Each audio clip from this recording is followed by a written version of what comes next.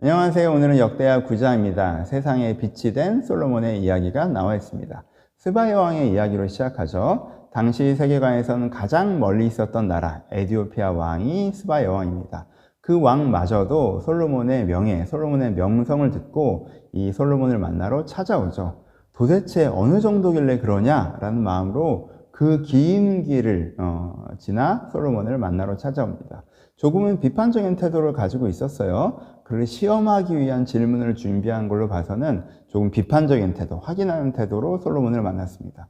그런데 결과적으로 솔로몬에게 완전히 감동하죠. 솔로몬과의 대화를 통해서 그의 지혜에 감동하고, 솔로몬의 신하들을 만나면서 이스라엘의 국가제도에 감동하고, 그리고 솔로몬의 성전을 보면서 그의 신앙에 감동하죠.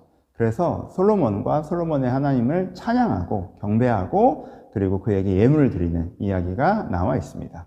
그런데 이 스바 여왕의 이야기는 단지 스바 여왕의 이야기가 아니죠. 그 당시 아래에 보면 천하 열왕이 솔로몬을 보고 싶어 했고 그에게 예물을 드렸다라고 표현하고 있어요. 그러니까 스바 여왕 이야기는 대표성을 가진 이야기예요. 스바 여왕마저도, 가장 멀리 있는 그 나라의 그 왕마저도 이렇게 솔로몬에게 찾아와 솔로몬에게 감동하고 돌아갔다라는 거예요. 그러니까 그 당시에 모든 천하의 열왕들이 모두 다 솔로몬에게 감동받은 거예요. 솔로몬을 보고 그래서 솔로몬을 만나고 싶어하고 예물을 드리러 찾아왔죠. 그렇죠? 그래서 그것이 이스라엘에 더 큰 부를 가져왔죠. 이것이 무엇입니까? 솔로몬이, 예루살렘이, 이스라엘이 하나님 나라가 세상에 빛이 된 모습을 보여주고 있는 것이죠. 여러분, 그 당시에 한 나라가 다른 나라에 영향을 미치는 방법은요, 뭐밖에 없었어요? 힘밖에 없었어요. 폭력밖에 없었죠. 강한 군사를 가진 다음에 전하를 정복한 이후에 자기의 힘의 우월성을 가지고 그 나라의 문화를 말살하고 자기 문화를 이식하는 이런 방식이었단 말이에요. 그렇죠? 근데 지금은 전혀 다른 방법이죠. 정복 전쟁을 한 게 아니에요. 힘으로 누른 게 아니에요. 솔로몬의 지혜가 너무 탁월하니까 이 솔로몬을 보고 사람들이 롤모델로 삼은 거죠. 아, 저게 맞구나. 저렇게 해야지. 아, 저런 방법이 있었네? 라고 솔로몬의 지혜, 솔로몬과 이스라엘은 롤모델이 자연스럽게 그들 가운데 흘러내려가서 그들이 자발적으로 솔로몬을 배우고 자발적으로 예물을 드리는 이런 새로운 모델이 등장하는 것이죠. 그렇죠?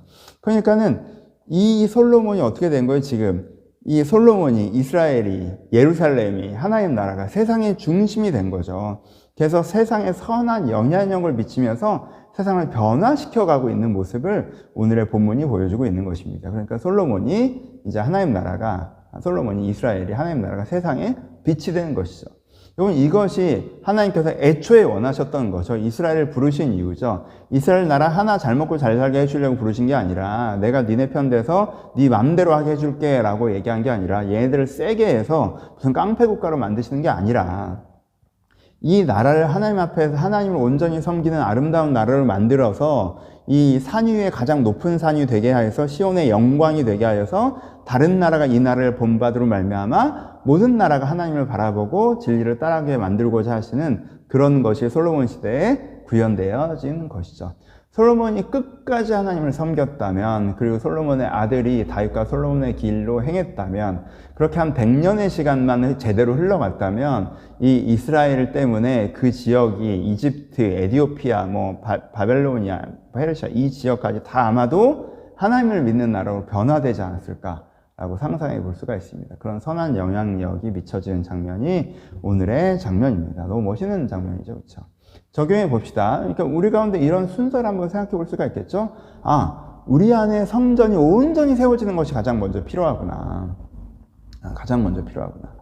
내 안에 성전이 아예 잊혀진 사사기 시대처럼 되든가, 아니면 성막이 있긴 하지만 중심에 세워지지 못하고 주변부에 있는 시대가 되던가, 그게 아니라 그걸 지나서 내 안에 성전이 온전히 세워진 시대가 도래하고, 그래서 내가 온전히 하나님 앞에 바로 서고, 그러면 그 다음에 뭐가 되는 거예요? 그 다음에 내 삶의 선함이 구현되고 내 삶의 행복이 구현되고, 그 다음에 세상에 온전한 아름다운 영향을 미치고, 이렇게 가는 그림을 우리가 여기서 이제 모델링 할 수가 있는 거죠. 그렇죠?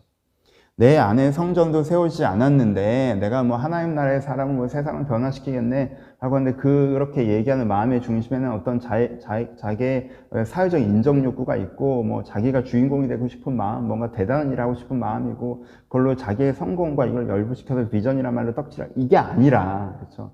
그런 게 아니라 정말 내 안에 성전이 세워져서 내 삶이 선함과 행복으로 세워지고 그래서 세상의 롤모델이 되어 선한 영향을 미치는 이런 일들이 우리 안에 벌어질 수 있다. 그러니까 우리가 세상에서 뭔가 한 다음에 신앙으로 하는 게 아니라 신앙을 세우고 삶을 세우면서 세상을 변화시키는 이런 것이 우리 안에 이루어질 수 있다는 걸 기대하시면서 이런 모델링으로 한 걸음 한 걸음 결국엔 세상의 빛이 되는 데까지 이렇게 걸어갈 수 있었으면 좋겠다라고 생각을 합니다. 들으신 말씀대로 여러분들 안에 이루어져야 되는 것들이 있잖아요. 우리가 세상에 너무 설교를 하려고 안 할게요.